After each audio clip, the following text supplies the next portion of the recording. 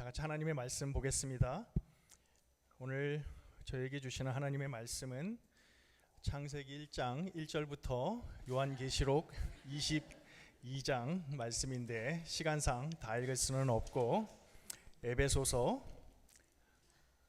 2장 19절부터 보도록 하겠습니다. 제가 봉독하겠습니다. 그러므로 이제부터 너희는 외인도 아니요 나그네도 아니요 오직 성도들과 동일한 시민이요 하나님의 권속이라. 너희는 사도들과 선지자들의 터 위에 세우심을 입은 자라. 그리스도 예수께서 친히 모퉁이 돌이 되셨느니라.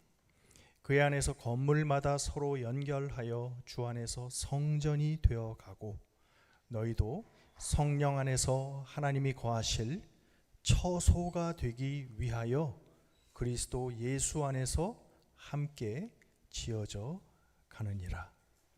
아멘.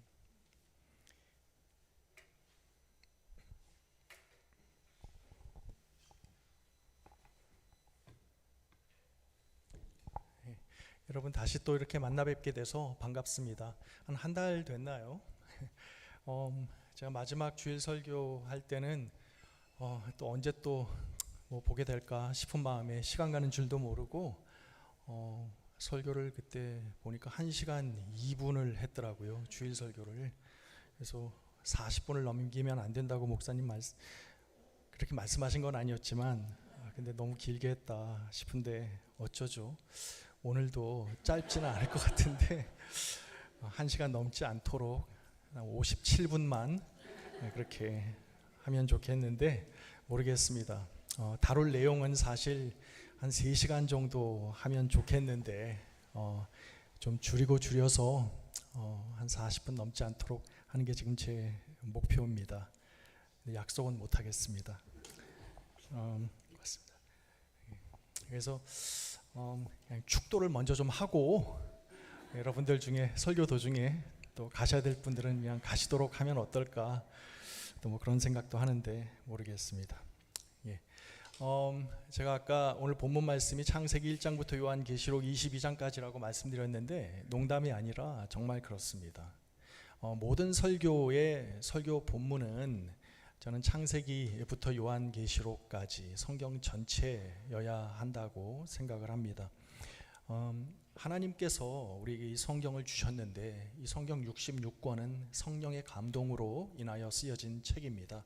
하나님께서 우리 인간들과 소통하시기 위해서, 커뮤니케이트 하시기 위해서 당신이 어떤 하나님이신지, 그리고 우리 하나님의 마음속에 어떤 아젠다가 있는 것인지, 우리에게 당신의 마음, 당신의 계획, 당신의 뜻을 우리에게 보여주고 또 가르쳐 주시기 위해서 우리에게 이렇게 성경 말씀을 주신 것입니다. 그렇다면 이 성경 전체는 한 저자에 의해서 쓰여진 책이라고 할 수 있겠죠. 성령님 한 분에 의해서. 그렇다면 창세기부터 요한계시록까지 이 많은 분량의 책 속에는 일관되게 흐르는 주제가 있다고 저는 생각을 합니다. 그래서 저는 그런 어프로치로 성경을 좀 읽는 것이 참 필요하다고 생각을 합니다. 여러분, 우리가 성경을 크게 두 파트로 나눌 수가 있겠습니다. 많은 사람들이 성경을 구약 성경과 신약 성경으로 나누지 않습니까? 그죠? Old Testament 그리고 New Testament. 그렇게 나누는 그 분류의 기준은 뭘까요? 그것은 예수님 오시기 이전에 쓰여진 책, 그리고 예수님 오신 이후에 쓰여진 책, 그렇게 나누는 기준이 될 것입니다. 그런데 성경을 창세기부터 요한계시록까지 그 내용을 기준으로 좀 더 쉽게 말하자면 죄의 역사 그리고 구원의 역사라는 관점으로 봤을 때 성경을 크게 두 파트로 파트 1, 파트 2로 나눌 수가 있을 것입니다. 다음에 여러분 한번 생각해 보십시오. 어디가 성경 파트 1, 파트 2의 분기점이 될까요? 어디서부터 어디까지가 죄의 역사하고 어디서부터 어디까지가 구원의 역사의 시작과 끝이라고 말할 수 있을까요? 한번 말씀해 보시겠어요? 시간상 제가 빨리빨리 하겠습니다. 창세기 11장과 12장 그 사이가 분기점입니다. 여러분, 창세기 3장 6절에 아담과 하와가 선악과를 따 먹음으로 말미암아 죄의 역사가 시작이 되었다고 한다면, 성경은 창세기 4장, 6장, 5장, 6장, 7장 이렇게 계속해서 나아가면서 죄가 어떻게 더 크고 깊게 사람들에게 영향을 끼치는지, 죄의 역사가 어떻게 커져가는지를 다루고 있습니다. 창세기 4장에 에덴 동산에서 쫓겨난 아담과 하와의 태어난 자녀 가인과 아벨의 살인사건이 기록되어 있습니다. 그리고 에녹의 살인사건 이야기도 나옵니다. 그리고 나서 또 창세기 6장에 보면 우리가 다 알고 있는 노아의 홍수 이야기가 등장을 하죠. 죄의 역사가 점점 깊어가는데, 그 죄의 역사의 그 클라이막스, 최정점에 있었던 사건이 창세기 11장에 기록이 되어 있는 것입니다. 창세기 11장에 어떤 내용을 다루고 있죠?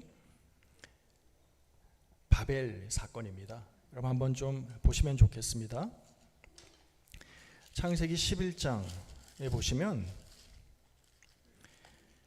우리가 잘 알고 있는 주일학교 때 많이 우리가 배웠던 그 바벨 이야기가 창세기 11장 1절부터 9절 말씀에 기록이 되어 있는데, 이렇게 시작을 합니다. 온 땅의 언어가 하나요 말이 하나였더라. 이때 그들이 동방으로 옮기다가 시날 평지를 만나 거기 거류하며, 이렇게 되어 있는데, 여기서 이 시날 평지가 어디입니까? 우리가 요즘 이렇게 중동에서 들려오는 소식을 많이 듣고 있는데, 여러분 아시죠? 그 유프라테스 강이 있고 티그리스 강이 있지 않습니까? 그 두 강이 흘러서 이제 페르시아만으로 흘러나가는데, 유프라테스 강과 티그리스 강 그 사이에 있는 그 평야지대, 그 비옥한 땅, 그곳을 시날 평지라고 합니다. 자, 서로 말하되, 자, 벽돌을 만들어 견고히 굽자 하고, 이에 벽돌로 돌을 대신하며 역청으로 진흙을 대신하고. 자, 성경에서 좀 생뚱맞게 건축 이야기를 지금 하고 있습니다. 자, 그런데 여러분 여기 보시면 우리 역사 시간에 여러분 배운 거 기억하십니까? 세계 4대 문명이 있다고요. 그게 뭐죠? 황하 문명이 있고, 또 뭐가 있습니까? 이집트 문명이 있고, 인더스 문명 또는 뭐 마야 안데스 문명이라고 할 수도 있겠고, 또 하나가 메소포타미아 문명이 있습니다. 역사 시간에 여러분들 공부 열심히 하셨네요. 예, 메소포타미아가 무슨 뜻입니까? 예, 여기 지금 제가 지도를 준비했는데, 저기 보면 초록색으로 되어 있는 저 땅, 약간 이렇게 반달 모양으로 되어 있죠. 그래서 반달 모양으로 되어 있는, 여러분 중동이 이렇게 전체적으로 보면 사막 지역인데, 저렇게 초록색으로 된 아주 비옥한 땅, 농사짓기에 좋은 땅이 있는 것이죠. 그래서 중동이라고 우리가 다 사막이 아니라 저렇게 비옥한 땅이 있습니다. 저 반달 모양으로 생긴 저 비옥한 땅을 일컬어 우리가 기억하십니까? 역사 시간에 배웠던 거? 비옥한 초생딸, Fertile Crescent라고 부르죠. 그죠?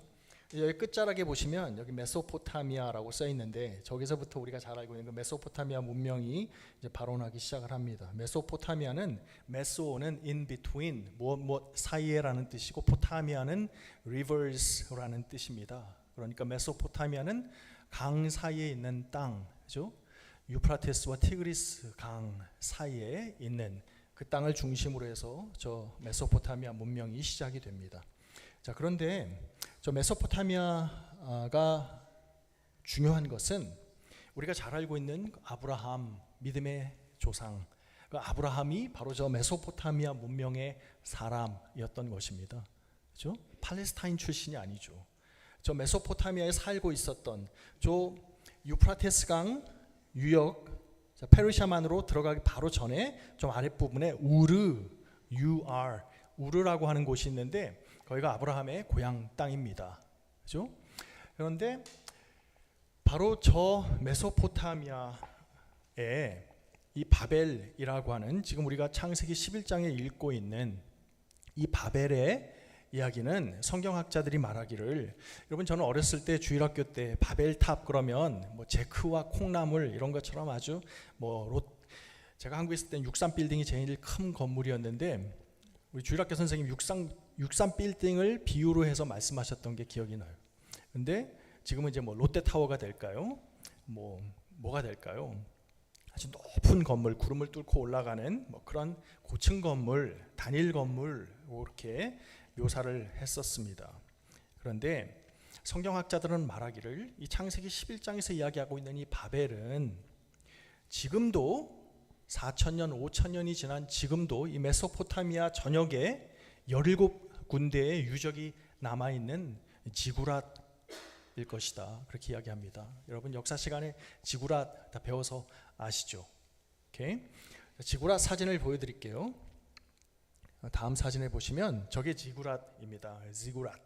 근데 저 지구랏을 가만히 보면 저게 7대 불가사의 중에 하나이지 않습니까? 근데 저 지구랏은 어떻게 건축되어 있는지 가만히 한번 좀 살펴보십시오. 지금 저 지구랏이 메소포타미아 전역에 17군데의 고고학적인 흔적이 지금도 유적이 남아 있습니다. 그 가운데 가장 잘 보존된 형태로 남아 있는 것이 아브라함의 고향인 우르에 있는 저 지구랏입니다. 저기 지금 우르에 세워져 있는 지구랏인데요. 저 지구랏은 무엇을 위해서 지은 건물이었을까요? 여러분, 저 지구랏은 인신제사단입니다. 오케이. 자, 보시면 저 건물을 보면 뭘 관찰하실 수가 있죠? 건축인데 보시면 창문이 없어요. 그죠? 창문이 있어야 되잖아요. 건축은 그래야 이렇게 내부와 외부가 나뉘고 그러는데 저 지구랏은 창문이 없습니다. 왜냐하면 저건 주거 공간으로 지은 목적의 건축이 아니기 때문이죠. 저 안에 아무도 살지 않습니다. 저 안에 빈 공간도 없습니다. 그냥 돌로 꽉 채워져 있는 그런 건축입니다. 그리고 보시면 저 중간에 높은 계단이 있는 걸 볼 수 있죠. 메소포타미아에 있는 모든 지구랏들이 다 똑같이 생기지는 않았어요. 다 다르게 생겼지만 기본적으로 같은 구조를 가지고 있는데 그것은 저렇게 돌무더기로 만들어져 있고 또 가운데 이렇게 높은 계단이 있어서 제사장이 저 계단으로 올라가면 저 꼭대기에 작은 사당이 하나 있다는 것입니다. 근데 그 사당을 일컬어서 그때 당시에 메소포타미아인들은 뭐라고 불렀냐면 The contact point of heaven and earth라고 불렀다는 것입니다. 하늘과 땅이 만나는 접촉점이라는 뜻이죠. 거기에서 인신제사를 드리는 거죠. 사람을 제물로 바쳐서 자 이렇게 우리가 이제 신여 제물을 바치니까 우리의 이 정성을 보시고 올 한 해 농사 잘 되게 해주시고 우리 자녀들 잘 되게 해주시고 전쟁 없게 평화롭게 해주시고 모든 것이 다 풍요롭게 해주시고 그러면서 이제 복을 기원하는 그런 제사단으로서 저 건물을 지었던 것이죠. 그리고 저 지구랏을 중심으로 해서 마치 한국에서 사대문 안에 그렇게 경복궁이 있고 사대문이 있고 또 그 바깥에 이렇게 또 사람들이 사는 것처럼 저 지구랏을 중심으로 해서 성읍을 쌓고 그 성읍 안에는 소위 이 문화권 안에서의 중요한 사람들이 모여 살고 또 그 바깥에는 덜 중요한 사람들이 이렇게 사는 그러한 형태로 그렇게 문명이 발달했다는 것입니다. 자, 그런데 저 지구랏을 보시면 오늘 성경 말씀 창세기 11장 3절에 서로 말하되 자 벽돌을 만들어 견고히 굽자 하고 자 여기 보시면 저 건물이 오고 다음 사진 보여주시면 자 지금 남아있는 저 유적인데 여기 보시면 하나하나가 다 벽돌로 되어 있습니다. 오케이? 그냥 돌을 잘라서 만든 것이 아니라 벽돌을 구워서 그 벽돌을 쌓아서 지은 건축이라는 거예요. 자 그런데 벽돌을 만들어 견고히 굽자 하고 이에 벽돌로 돌을 대신하며 지금까지는 돌을 쌓아서 건축을 했다면 이 메소포타미아인들은 저렇게 벽돌을 만들면 여러분 이렇게 레고 우리가 만들어 봐서 알지만 굉장히 다양한 형태의 건물을 지을 수가 있지 않습니까? 그래서 원하는 형태로 벽돌을 만들 수가 있는 것이죠. 빵틀에 굽는 것처럼 그 몰드에 찍어가지고 그리고 역청으로 진흙을 대신하고 지금까지는 돌과 돌 사이에 진흙을 넣어서 하나의 몰타르, 에디시브 같은 이제 그런 글루 접착제 역할을 했다 그러면 진흙은 여러분 물이 닿으면 다 그냥 부서지고 말지 않습니까? 근데 이 역청이 뭐예요? 일종의 타르죠. 여러분 중동이잖아요. 석유가 나는 곳이잖아요. 그 기름 찌꺼기가 아주 최고의 내추럴 방수제이죠. 그 역청을 이 벽돌로 쌓은 건물에 바르면 이게 어떻게 됩니까? 홍수가 나고 또 그래도 그 건물이 방수 처리가 되니까 4,000년, 5,000년이 지난 지금까지도 저렇게 세워져 있는 것이 아니겠습니까? 자, 왜 성경이 이렇게 건축 이야기를 구체적으로 하고 있는 것일까요?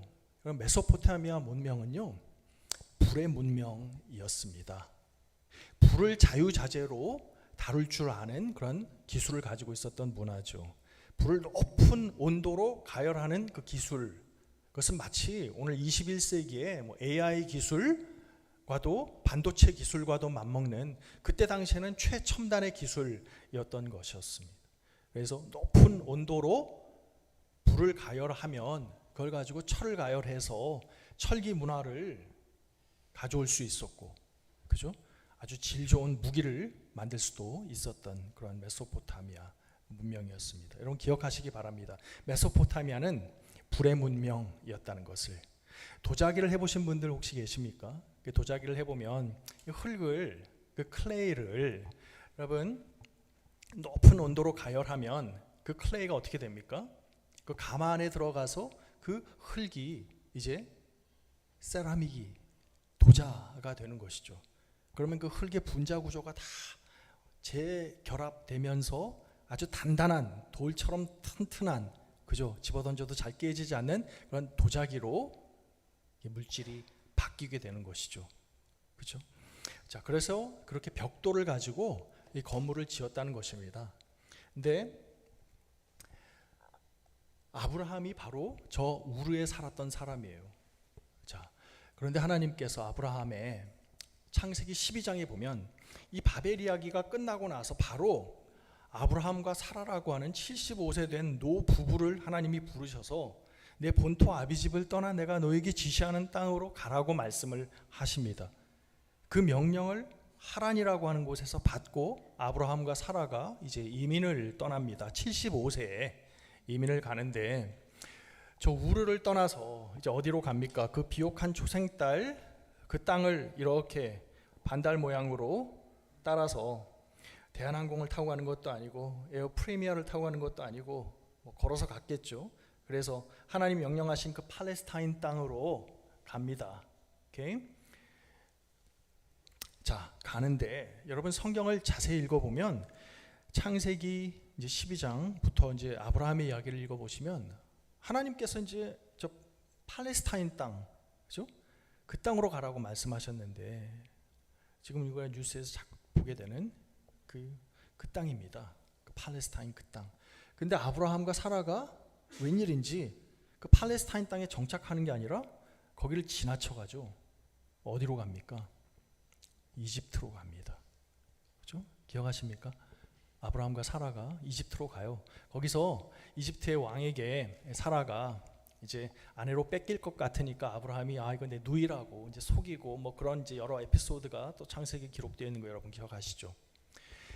이집트로 간 아브라함과 사라가 이집트에서 무엇을 보았을까요?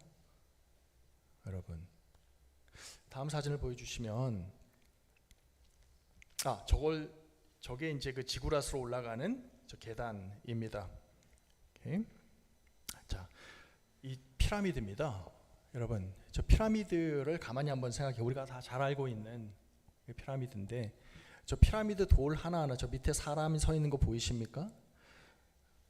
높이가 1.5m, 피라미드마다 좀 다르긴 하지만 길이가 2m에서 3m 되는 그런 직사각형의 돌을 깎아서, 저건 벽돌이 아니죠. 깎아서 정으로 쪼아서 그렇게 만든 돌을 저희 몇 개입니까 돌이 도대체? 저 수만 개, 수만 개의 돌을 저렇게 쌓아서 만든 저 건축입니다. 그죠? 근데 여러분 저 건축물을 한번 자세히 관찰해 보십시오. 아브라함도 저 이집트 땅에서 저 피라미드를 보고 무엇을 생각했을까요? 여러분 저 피라미드는 지구락과 마찬가지로 창문이 없습니다. 그죠? 왜 그렇죠? 저 피라미드도 주거 목적으로 지은 건물이 아닙니다. 피라미드는 무슨 목적으로 지은 건물입니까? 무덤이죠. 그죠? 바로 왕의 무덤입니다. 안에가 비어 있는 그런 건축이 아닙니다. 그죠? 돌로 꽉 차 있는, 채워져 있는 그런 건축입니다. 그죠? 여러분, 지구рат과 저 피라미드의 공통점이 있다면 또 뭘까요? 둘 다 인신 제사 그리고 무덤이라고 하는 죽음을 상징하는 건축, 죽음을 위한 건축이었던 것이고, 또 하나는 뭡니까? 둘 다 상향주의, 높이 높이 위로 올라가는 그러한 방향의 건축이었습니다. 그죠? 여러분, 그 스카이 캐슬이라고 하는 드라마를 기억하십니까? 혹시 보신 분들 계신지 모르겠어요. 그 드라마 작가하고 제가 밥을 먹을 기회가 있었는데, 점심을 먹으면서 그분이 그러는 거예요. 자기가 이 드라마 대본을 쓰면서 이 드라마가 그렇게 성공할 거라고는 상상을 못했대요. 근데 그 드라마가 지금 시간이 많이 지났지만 그때 당시만 해도 굉장히 아주 한국 사회에서 센세이션을 일으켰다는 것입니다. 그런데 그 드라마가 다 끝나고 나가지고, 근데 이분이 굉장히 신실한 크리스찬이세요. 네? 그런데 그분이 밥을 먹으면 저한테 그러는 거예요. 목사님, 제가 이 드라마를 쓴 목적이 한국 사회의 그 입시 지옥을 좀 고발하고 싶었다는 것입니다.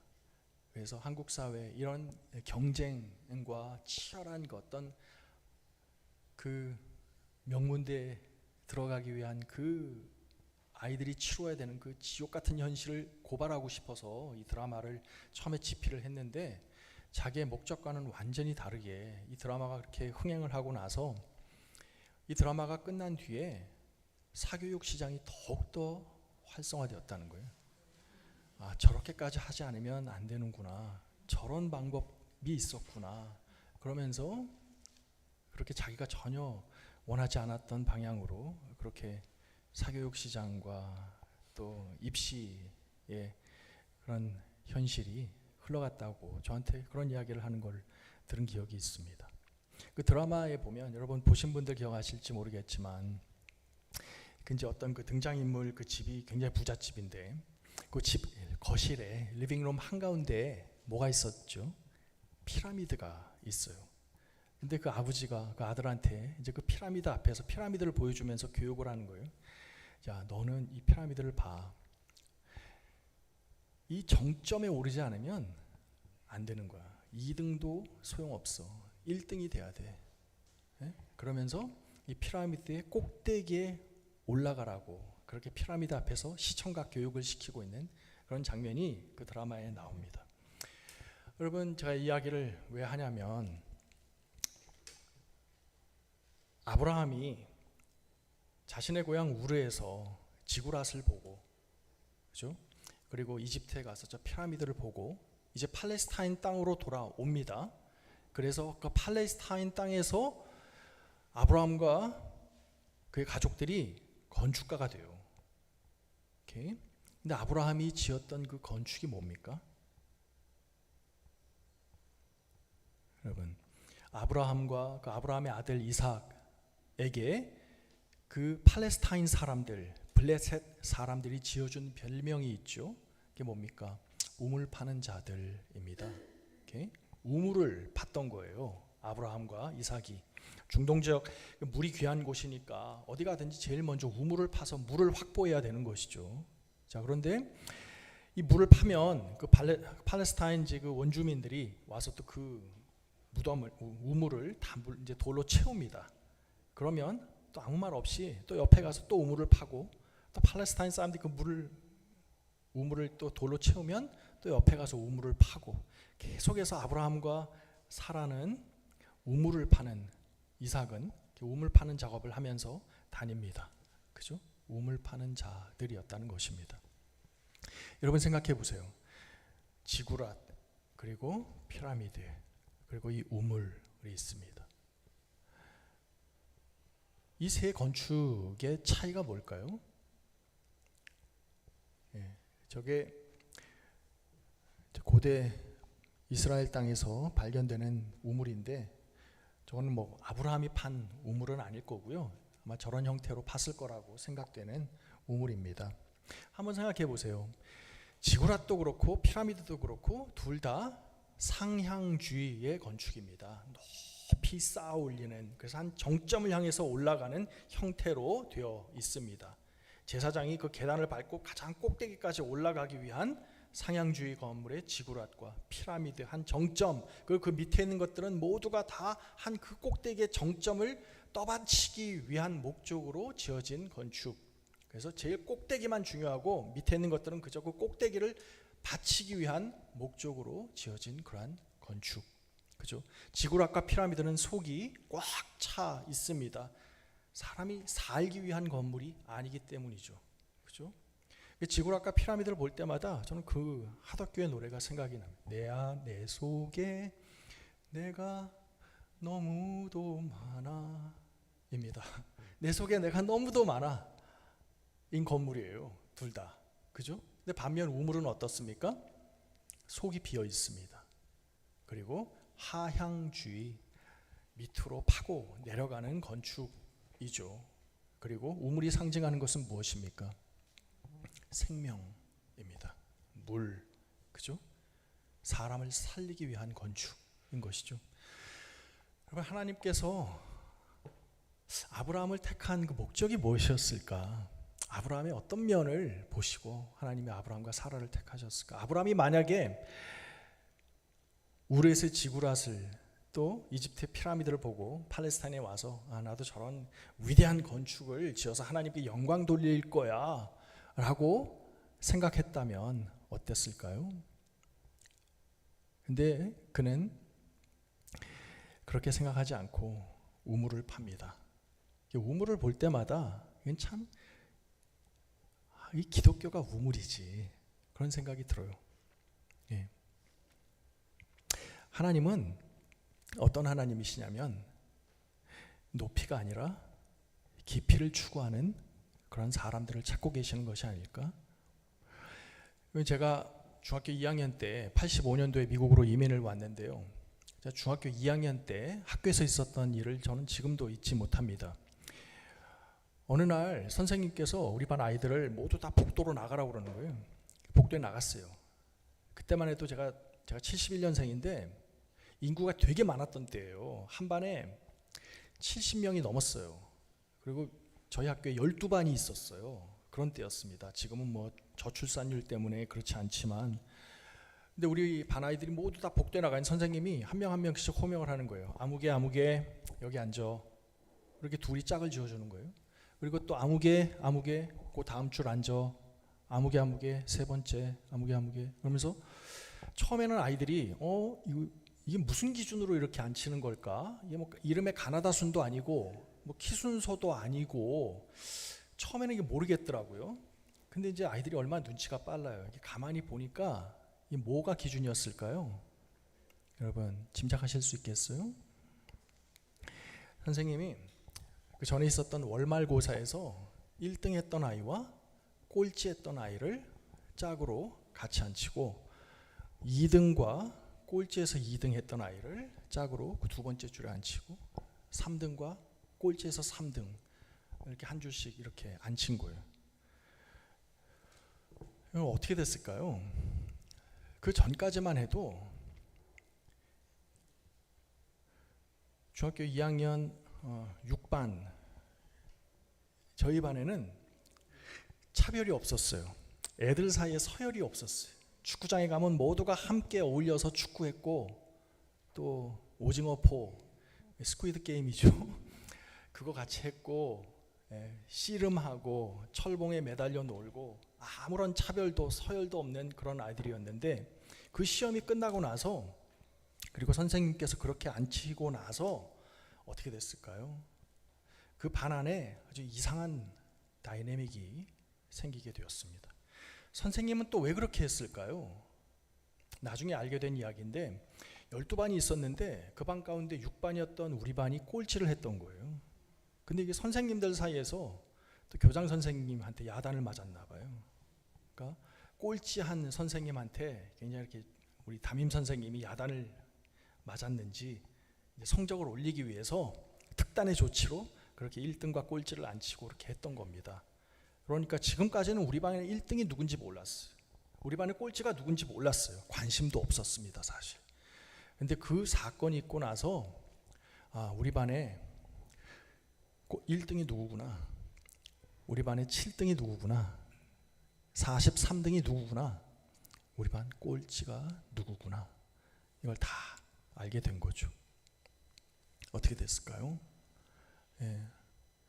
그 꼴찌했던 그 친구는 저희 동네에 살던 친구예요. 저랑 되게 친했고 너무 착하고 부모님도 너무 성실하시고 열심히 사는 그런 가정이었는데, 너무 재밌고 운동도 좋아하고 잘하지는 못했지만 그랬던 친구인데, 그 사건 이후로 그 중학교 2학년 그 아이의 얼굴에서 웃음기가 사라졌습니다. 아마 그 사건이 그 친구한테는 평생 트라우마가 되었을 거예요. 우리 반 꼴찌라고 하는. 아이들도 그 아이를, 전에는 같이 다 뛰어놀았는데 그 사건 이후로 그 아이와 놀지 않았습니다. 축구를 해도 우리 편으로 먹으려고 하지 않았어요. 그렇죠? 또 선생님은 상위권에 있는 아이들을 편애했고, 그죠? 2등은 1등을 바라보면서 내가 조금만 더 열심히 하면 내가 저 자리에 앉을 수 있는데, 그렇게 됐겠죠? 그러니까 그 반 안에서 서열이 생기면서 아이들의 그 이제 사춘기에 막 접어드는 그 아이들의 마음속에 사람이 다 똑같은 게 아니로구나, 이 사회에 나가면 이렇게 서열이 생기는 거로구나, 1등부터 72등까지 번호가 매겨지는 것이로구나, 그러면서 나도 조금만 더 노력하면 저 1등이 될 수 있을까 하는 아이들과, 나는 아무리 노력해도 저기는 못 갈 거야, 에휴 나는 뭐 그냥 꼴찌할 운명이지, 이렇게 낙심하는 친구들도 있었을 것이고 그랬습니다. 지금 생각해 보면 참 잔인한 기억이에요. 마치 지구рат과 피라미드와도 같은 그러한 현실이었습니다. 미국은 이제 40년이 됐는데 여러분 어떠십니까? 미국에 살면서 미국은 다른가요? 미국도 지구рат과 피라미드와 똑같은 현실인 것을 살면 살수록 더 절감하고 있습니다. 예를 들고 싶은데 시간이 없어서 제가 예를 안 드렸습니다. 안 말해도 다 아실 거예요. 여러분 이 미국의 제일 끄트머리에 언저리에 사시니까 이쪽에서 보면 미국 전체가 다 보이잖아요. 어때요? 여러분이 보시니까 미국은 지구рат과 피라미드와 다른 것 같습니까? 이 미국의 모토는 더 높이, 더 많이, 더 강하게 아닙니까? 그죠? 더 높이, 더 많이, 더 강하게, 그 모토 아래서 모두가 다 보이지 않는 그 유리 천정을 어떻게 해서든지 깨고 올라가 보려고 아둥바둥 하고 있는데, 어떻게 보면 한국보다 더 견고한 그러한 유리벽이, 유리천정이 있지는 않는가, 그런 생각을 합니다. 공감하시는지 모르겠습니다. 창세기 11장에 보면 여러분 성경에서 뭔가 이렇게 단어 하나가 계속 반복되는 게 있으면 성령님께서 그 단어를 강조하고 싶으신 거예요. 주목해서 보라는 거예요. 창세기 11장 바벨 이야기에서 계속해서 3번 반복되는 단어가 있어요. 뭘까요? 흩어진다는 거예요. scattered 한다는 거예요. 자, 보면 4절에 온 지면에 우리가 우리의 이름을 내고 온 지면에 흩어짐을 면하자. 8절 여호와께서 그들을 온 지면에 흩으셨으므로. 또 9절에 여호와께서 거기서 그들을 온 지면에 흩으셨더라. 여러분 흩어졌다는 단어가 3번이 반복합니다. 근데 생각해 보세요. 이 흩어진다는 단어, 여러분 이것은 깊은 의미가 담겨져 있는 말입니다. 하나님께서 우리 인간을 창조하실 때 흙으로 우리를 창조하셨다고 성경은 기록하고 있습니다. 여러분 제가 지난번에도 말씀드렸지만 신토불이라고, 우리의 몸은 우리 흙과 다른 성분이 아니에요. 흙으로 우리 몸을 지으셨어요. 그죠? 여러분 흙이라는 것이 이렇게 뭉쳐 있지만 놓으면 어떻게 됩니까? 물기 다 빠지고 나면 다 흩어집니다. 그죠? 그리고 흙의 원래 자리 아래로 떨어지고 흩어지는 것이 흙입니다. 우리가 지금 70평생, 80, 뭐 길면 100이라고 하지만 일평생 사는 동안 내 머리끝부터 발가락까지 내 몸을 구성하고 있는 이 흙이라고 하는 것이, 이 세포가 죽으면 어떻게 됩니까? 내 몸을 구성하고 있는 모든 흙이 흩어져서 흙으로 돌아가는 것이, 그것이 죽음이죠. 그죠? 흙에게 있어서 가장 큰 두려움은 무엇인가? 그것은 흩어지는 겁니다. 흙에게 있어서 흩어진다는 것은 곧 죽음을 상징하는 것이죠. 여러분, 그렇기 때문에 이 바벨 사람들은 왜 지구랏을 지었는가? 우리의 힘으로 우리의 이름을 내자. 하나님 없이 우리의 힘으로 한번 이 문명이라고 하는 것을 만들어서 이 죽음이라고 하는 이 두려움을, 이 우리의 문제를 한번 우리의 힘으로 극복해 보자. 그래서 한번 이 흩어짐을 면하여 보자. 그것은 다시 말하면 죽음이라고 하는 이 문제를 우리의 힘으로 한번 해결해 보자. 여러분, 우리가 벌 받을 때 혼자 벌 받으면 참 무섭지만 여러 명이 벌 받으면 그래도 좀 덜 무섭잖아요. 그러니까 우리가 흩어지지 말고 똘똘 뭉쳐서 이 문제를 한번 같이 한번 해결해 보자. 우리의 이름을 내자. 지금 그런 상황을 지금 창세기 11장 바벨 이야기가 보여주고 있는 것입니다. 그래서 고작 지은 것이 지구라시오, 피라미드, 죽음을 상징하는 거창한 것 같지만 7대 불가사의라고 칭송하지만 결국 들여다보면 본질은 죽음인 지구랏과 피라미드인 것입니다. 여러분, 미국의 문명이 거창한 것 같지만, 그죠? 21세기의 최고의 강대국이라고 하지만 또 중국도, 한국도, 브라질도, 독일도 거창한 것 같지만 하나님을 떠난 인간이 지은 이 문명, 그것은 결국 본질은 죽음입니다. 죽음을 좀 어떻게 우리의 힘으로 한번 우리끼리 좀 뭉쳐서 흩어짐을 면하고 한번 좀 해결해 보자 하는 것이죠. 마음이 급합니다. 제가. 그러면 여러분, 성경이 파트 1의 죄의 역사가 창세기 11장 바벨 이야기라고 한다면 망가지는 건 한순간이에요. 그죠?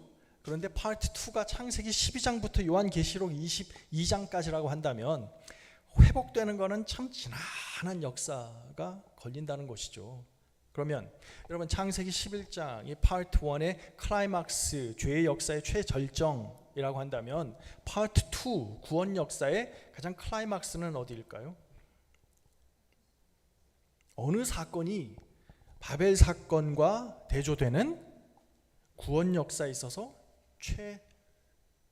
최정점일까요? 한번 생각해 보세요. 예? 십자가, 또 부활, 승천. 시간상 제가 그냥 말씀드릴게요. 사도행전 2장 무슨 사건입니까? 성령 강림입니다. 여러분,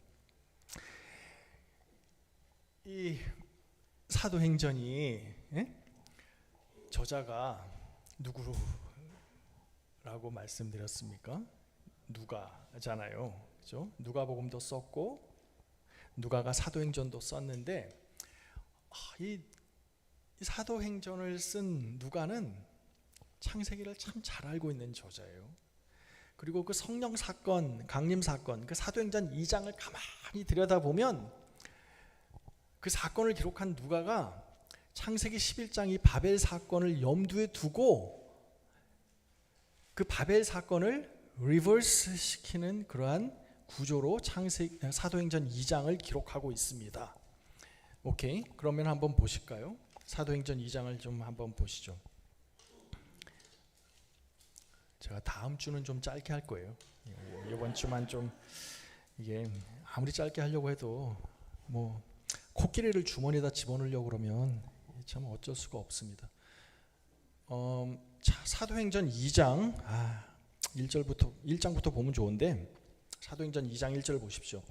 오순절 날이 이미 이르매 그들이 다 같이 한 곳에 모였더니 자 이제 흩어지는 그 동작이 이제 모이는 디렉션이 달라지죠.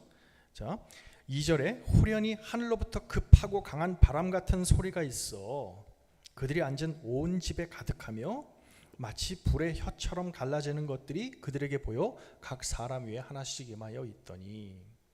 자 여러분 여기서 이제 질문을 드릴게요. 여기서 마가다락방 그죠? 여기 지금 한 120명 남짓의 예수님의 제자들이 함께 모여 있습니다. 거기에 이제 처음 성령님께서 강림하시는 거예요. 오케이? 자, 여러분 이 사건이 구원 역사의 최절정입니다. 예수님께서 부활하시고 나서 제자들에게 나타나셔서 여러분 요한복음에 보면 어떤 장면이 나옵니까? 예수님께서 제자들에게 부활하신 다음에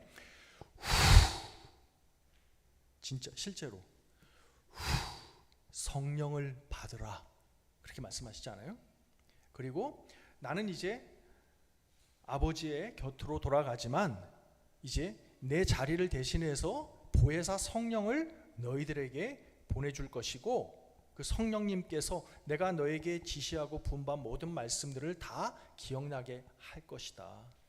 그리고 나는 피지컬한 존재니까 공간의 제한을 받지만 성령님은 이제 시간과 공간의 제한을 받지 아니하시고 동시에 한국에도 존재하실 수 있고 미국에도 존재하실 수 있고 우리가 2시에 예배드리는 교회에 우리 성령님께서는 내가 지금 여기 이 교회 가야 되니까 거기에는 다음 주에 갈게 하시는 분이 아니라 동시에 어디에나 계시는 성령님께서 너희와 함께 하실 것이라고 하니 성령 강림 사건이야말로 구원받은 우리 크리스찬들에게 약속된 구원의 절정이라고 할 수 있겠습니다. 그런데 사도행전이 왜 이야기를 이렇게 기록하고 있을까?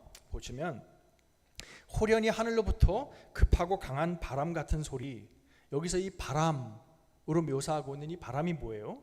성령인데 여러분 성령은 눈에 보이는 것이 아니기 때문에 성령을 표현할 때 성경에 보면 상징이 있습니다. 그죠? 뭐 비둘기로 표현하기도 하고요. 또는 뭐 호흡으로 표현하기도 하고 또는 뭐 바람으로 표현하기도 하고 그렇죠. 그런데 사도행전 2장에 보면 성령을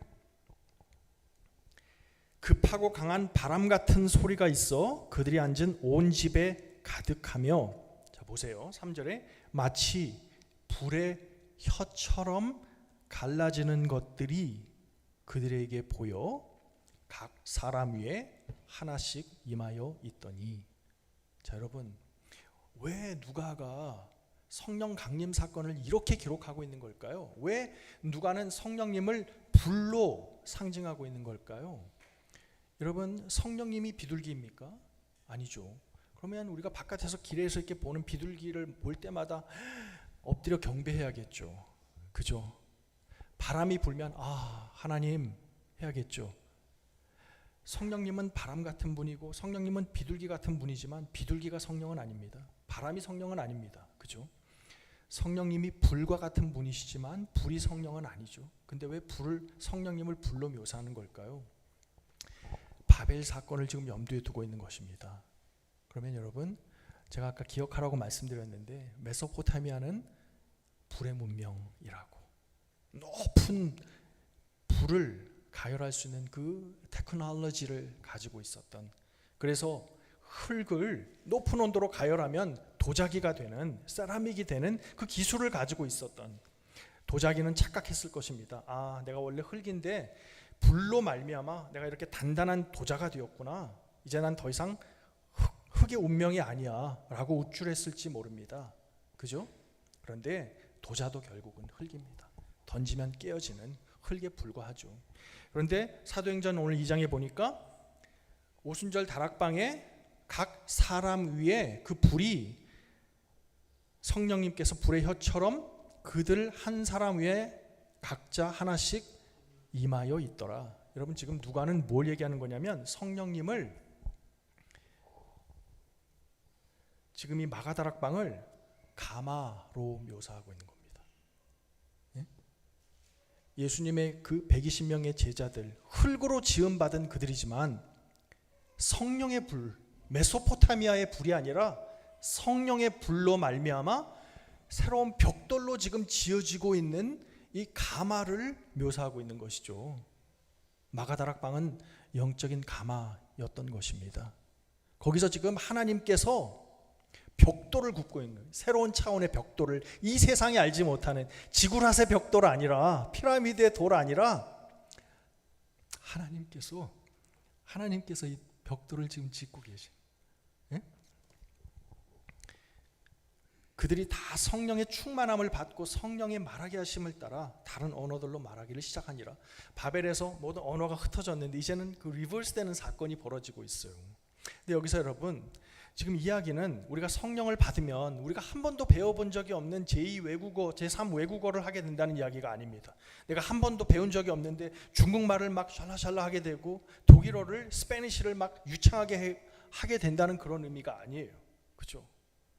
그럼 우리가 성령 받으면 다 뭐 ESL 들어갈 필요가 없죠. 영어가 뭐.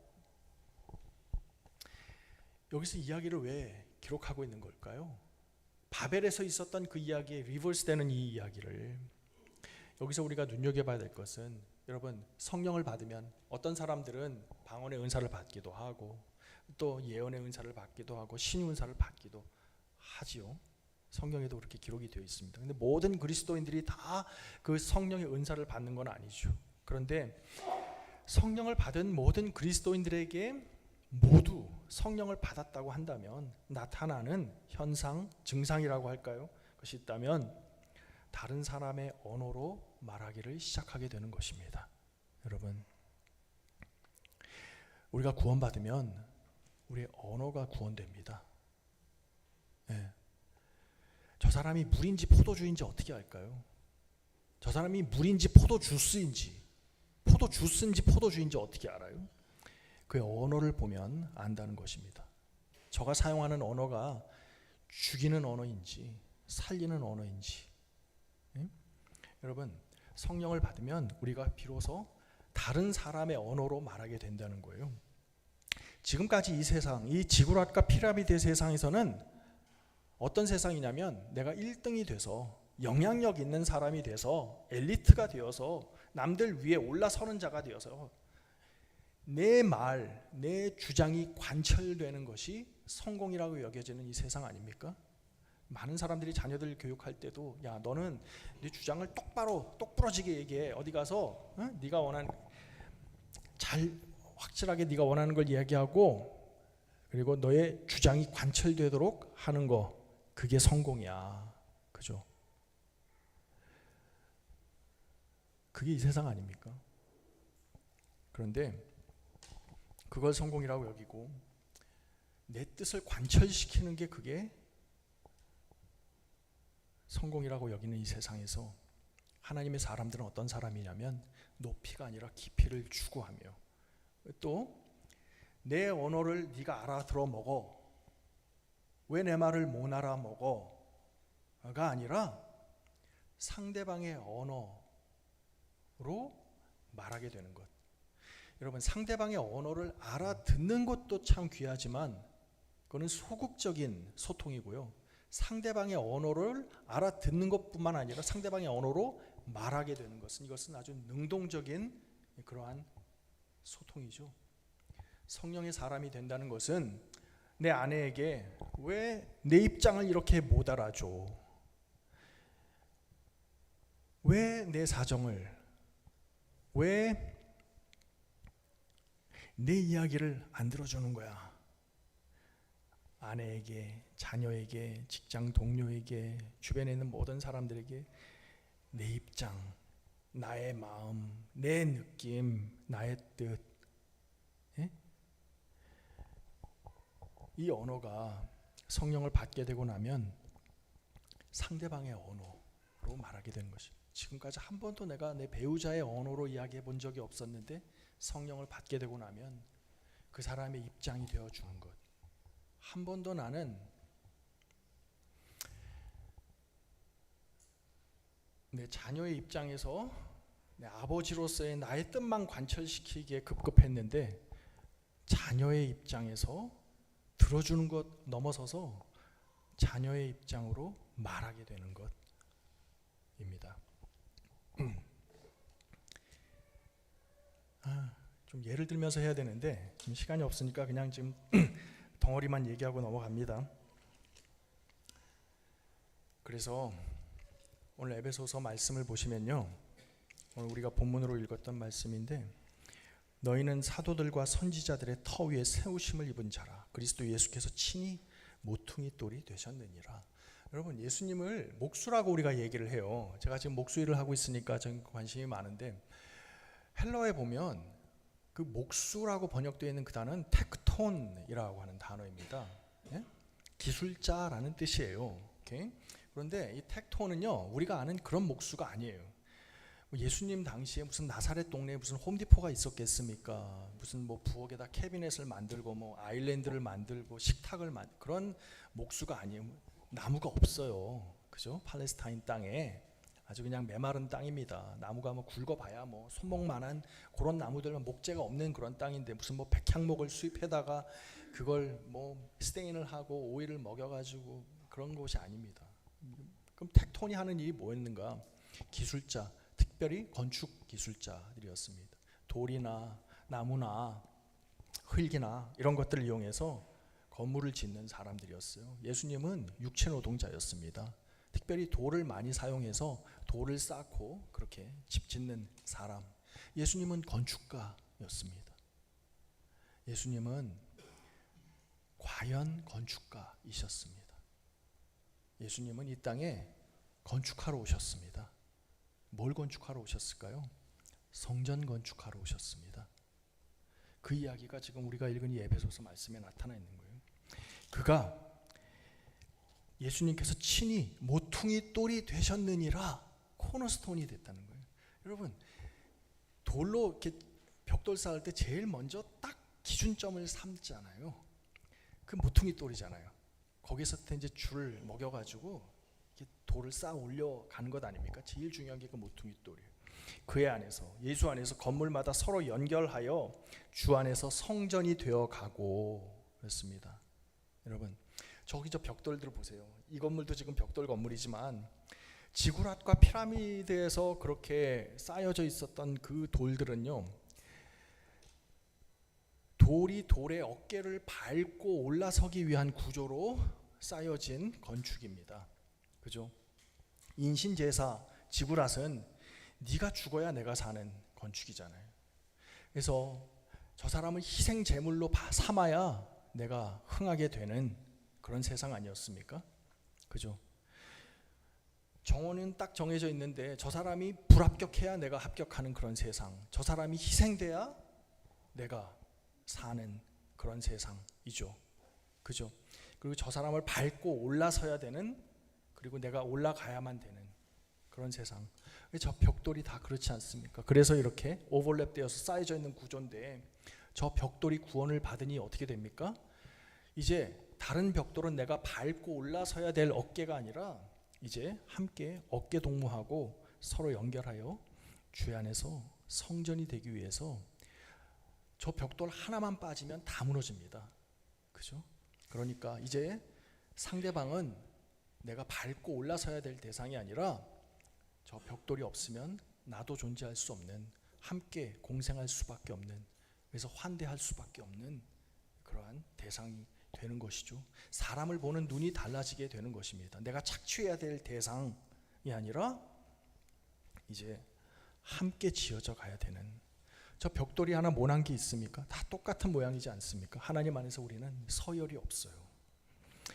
너희도 성령 안에서 하나님이 거하실 처소가 되기 위하여, 하나님이 거하실 처소가 되기 위하여 그리스도 예수 안에서 함께 지어져 가느니라. 여러분 보십시오. 흙에게 최고의 영광은 뭡니까? 간장종지가 되는 것도 아니고요, 뚝배기가 되는 것도 아니고 항아리 되는 것도 아닙니다. 흙에게 있어서 가장 큰 영광은 지구라 피라미드도 아니고 하나님의 거하실 처소가 되기 위한 성전 벽돌 되는 것입니다. 이것보다 더 큰 흙으로서의 영광은 없을 것입니다. 성경은 지금 저와 여러분, 흙으로 지음받았지만 흙으로 다시 돌아갈 수밖에 없는 저와 여러분을 하나님께서 택하셔서 성령으로 우리를 구워서 성전 벽돌 삼으신다는 이야기입니다. 그리고 이 이야기가 요한계시록에 가서 완성이 되는데 시간상 요한계시록을 할 수는 없겠습니다. 아이고, 그래서 너무 정신없이 이야기를 한 것 같은데요. 여러분, 참 제가 좋아하는 찬송가가, 저는 찬송가 부를 때마다 오늘 이야기가 저와 여러분은 우리는 포러블 템플들이에요. 그죠? 여기 지금 이 미국 교회 이 건물이 성전이 아니라 이거는 그냥 저 타일과 저 벽돌, 저 홈디포 가면 저거 1불 87전 플러스 텍스 하면 2불 3전, 이 타일 이거 스퀘어핏당 이거 3불 20, 아마 플로우 앤 데코 가면 카펫도요 이거 스퀘어핏당 한 1불 37전, 텍스까지 하면 한 그렇습니다. 이 조명도 저거 뭐 12W짜리 저거 홈디포에서 6개 사면 한 3불 50전이면 살 수 있는 이거 건물일 뿐입니다. 성전이 뭐냐? 저와 여러분 우리가 성전이에요. 우리가 포러블 템플들이에요. 내가 지금 나가 스타벅스에 앉아 있으면 그 스타벅스가 나로 말미암아 성전이 되는 것이고, 내가 프리웨이 15 하이웨이를 달리고 있으면 그 15 프리웨이가 나로 말미암아 성전이 되는 것입니다. 내가 집에 있으면 나로 말미암아, 우리로 말미암아 우리 집이 성전 되는 것이죠. 그렇기 때문에 여러분, 내 영혼이 은총 입어 중한 죄짐 벗고 보니 슬픔 많은 이 세상도 천국으로 화하도다. 할렐루야 찬양하세. 내 모든 죄 사함 받고 주 예수와 코너스톤 대신 모퉁이 돌 대신 주 예수와 함께 동행하니, 내가 15번 프리웨이에 있건 나무교회에 있건 우리 집에 리빙룸에 있건 피츠 커피에 있건 라호야 바닷가에서 거닐고 있건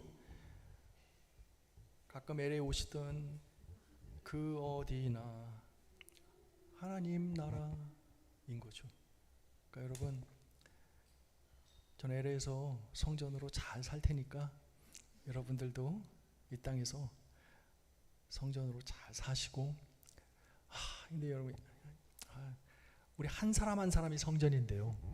또 더 나가서 벽돌 하나로서는 의미가 없는 것처럼 같이 있어야 성전입니다. 그러니까 여러분, 하나님께서, 여러분이 이 나무교회를 선택한 게 아니고요, 하나님께서 이 나무교회라고 하는 이 성전 공동체에 여러분을, 제가 홈디포 가서 벽돌 쇼핑하는 것처럼 하나님께서 여러분 한 벽돌들을 택하셔서 이 나무교회를 지금 짓고 계시는 겁니다. 여러분이 이 교회를 선택한 게 아니라 하나님께서 여러분을 이 교회에 선택하신 겁니다. 여러분, 이 교회를 하나님의 아름다운 교회로 그렇게 함께 지어 가시기를 예수님의 이름으로 축원드립니다. 기도하겠습니다.